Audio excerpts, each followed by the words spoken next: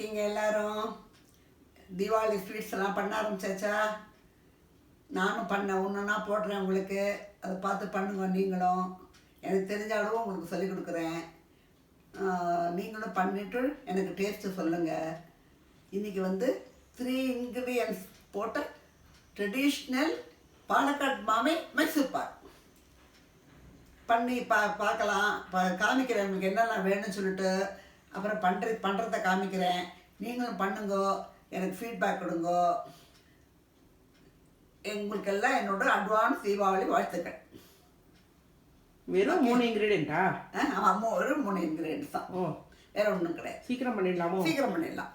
அந்த இறக்கும் போது அந்த பக்குவம் தான் ரொம்ப முக்கியம். சரி, மற்றபடி ஒன்றும் இது இல்லை. அதை மாத்திரம் பார்த்துங்க பக்குவம்.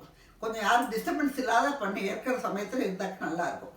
கொஞ்சம் வீடு கொஞ்சம் அமைதியாக டிஸ்டர்ப் யாரும் பண்ணாமல் இருந்தாக்க கரெக்டாக பண்ணிடலாம் நம்ம. சரி, இப்போ பண்ணலாமா? பார்க்கலாமா?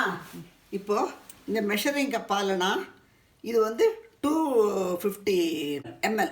இது 250 ml. இது அதாவது 250 கிராம்னு வச்சுங்களேன். நீங்கள் இதால் நான் ஒரு 1.5 போட்டுருக்கேன் கடலை மாவு.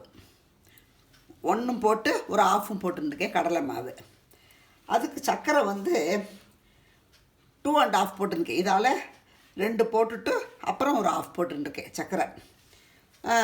நெய் வந்து இது 1.25 போட்டுருக்கேன். இதால் 1 போட்டுட்டு இன்னொரு 1/4 போட்டுருக்கேன், 1/4. இல்லை, இன்னொரு வாட்டி சொல்லு. கடலை மாவு இதால் 1.5, 1.5 கடலை மாவு இதால் இந்த வருஷத்துக்கு அப்பால். சுகர் வந்து 2 ஒரு 1/2, 2.5. சரி, சுகரு.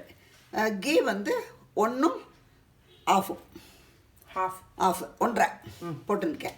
இது மெல்ட் பண்ணணும் நம்ம. இப்போ மெல்ட் பண்ணலை. மெல்ட் பண்ணால் இன்னும் கொஞ்சம் கூட கிடைக்கும் உங்களுக்கு. ஓகே.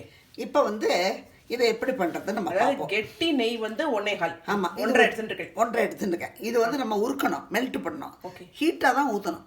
ஓ சரி. ஆமாம், நல்ல சூடாக இருந்த பக்கத்துலேயே சுட வச்சுட்டு அந்த எப்போ அந்த பக்கம் நான் காமிக்கிறேன் அதும்போது நம்ம ஊற்றி கலரணும். நம்ம ஊற்ற நெய் சக் பண்ணிக்கும். பண்ண ஆரம்பிச்சிடலாமா? பண்ணலாம். ஓகே. இப்போ என்ன பண்ணுங்க, இந்த நெய்யை பக்கத்து பாத்திரத்தில் சிம்மில் வைங்க போகிறோம். வேண்டாம். ஏன்னா நம்ம கடலை மாவு வறுக்க போகிறோம். அந்த நேரமெல்லாம் நிறைய இருக்குது. ஆனால் சிம்மில் வச்சா மெதுவாகும், அவசரப்பட வேண்டாம். அவ்வளோ நெய்யுமா? அவ்வளோ நெய்யும். சரி, அதாவது 1.5 கப் நெய். ஆமாம், 1.5 கப் நெய் உருக்கிடணும். உருக்க, அதான் முக்கியம். அதுதான் முக்கியம். உருக்கி சூடாக இருக்கணும். அதாவது இந்த எல்லாத்தையும் கலந்து மைசூர் பாக் பண்ணுறாலே அது எப்படி வருமோ தெரியல. ஆனால் நீ பண்ணுற மைசூர் பாக் தான் எனக்கு பிடிக்கும். அது கொஞ்சம் அந்த சாஃப்டாக இருக்கிற மைசூர் பாக்கு. அது இது கொஞ்சம் புறப்புறன்ட்டு இருக்கும். நம்ம கல்யாணத்துக்குலாம் நம்ம கடைக்கு. ஆமாம், கல்யாண சீருக்கெல்லாம் வைப்போமே, அந்த மாதிரி மைசூர் பாக்கு தான் நான் பண்ணுவேன் எப்பொழுதும். இப்போ நம்ம கடலை மாவை வறுப்போம். ஹையில் வச்சுக்க வேண்டாம், ஒரு பச்சை ஸ்மெல் போனால் போகிறோம். அந்த மாதிரி வரும். கலர்லாம் சேஞ்ச் ஆகணும் அவசியம் இல்லை. ஸ்மெல் ஆரம்பித்தோடனே ஆஃப் பண்ணிடலாம். முதல்ல கொஞ்சம் நல்லா சூடாகிட்டோம், ஹையில் வைங்க. சூடாக இப்போ நல்லா சூடானோன்னே நீங்கள் சிம் பண்ணிங்க. கடலை மாவு வாசனை வந்தால் போதும், ரொம்ப வறுக்க வேண்டாம். அதுக்குள்ளே பக்கத்தில் சைமல்டேனியஸாக நெய்யும் உருக்கிடும். இப்போவே மெல்ட் ஆகிடுது. இப்போ பாருங்க, வறுத்துட்டு பச்சை ரா ஸ்மெல் போயிடுது. நல்ல இது வறுத்த ஸ்மெல் வந்துடுது. இந்த ஸ்டேஜில் நீங்கள் கேஸ் ஆஃப் பண்ணிடலாம். கேஸ் ஆஃப் பண்ணிட்டேன். இப்போ நம்ம சர்க்கரையை பாக வைப்போம். இப்போது நம்ம இந்த சர்க்கரை அளந்து வச்சுட்டுருக்கோமே, சர்க்கரை அந்த 2.5 கப்பு சர்க்கரை, அதாவது 1.5 கப்பு மாவுக்கு 2.5 கப்பு சர்க்கரை போட்டுருங்க. இப்போ வந்து இதுக்கு தண்ணி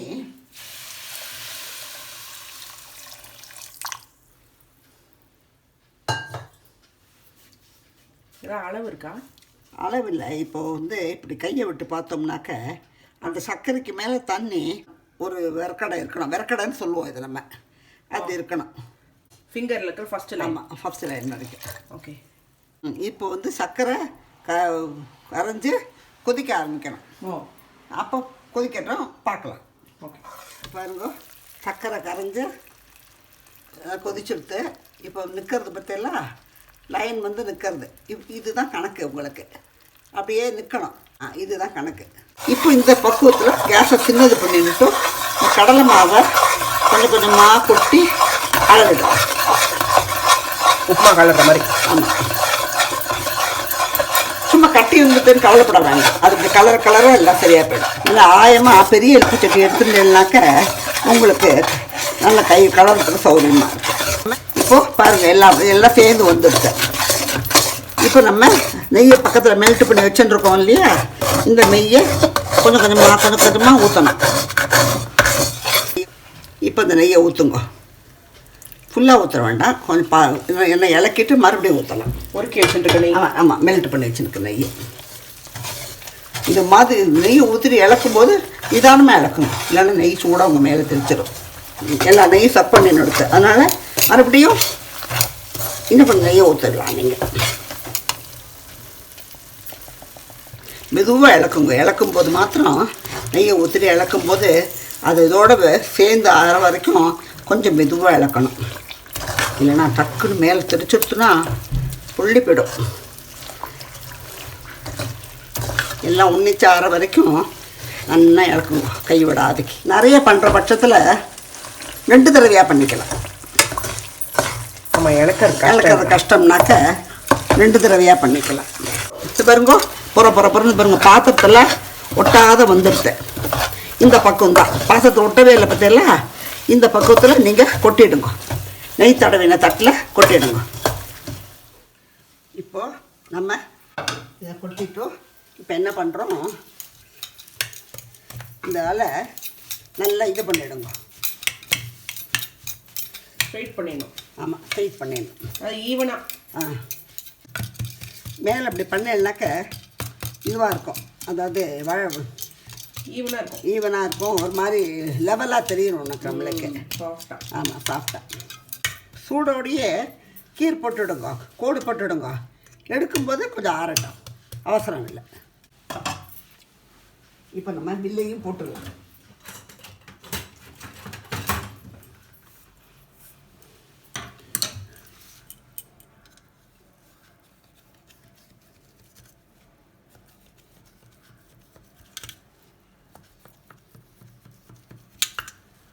வெறும் 3 இன்க்ரீடியன்ட் தான். அதுவே நிறைய போடுறோம்ல, நெய் ரொம்ப ஜாஸ்தி தானே, அதனால் கொஞ்சம் கம்மியாக சாப்பிடணும்.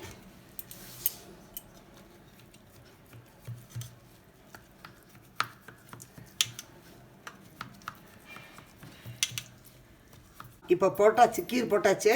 நம்ம ஆற விட்டு ஒரு தட்டுலேயோ ஒரு பேப்பர்லேயோ கொட்டிக்கலாம். இப்போ சூடாக இருக்குது, நம்ம டிஸ்டர்ப் பண்ண வேண்டாம். Traditional Mysore pak ready.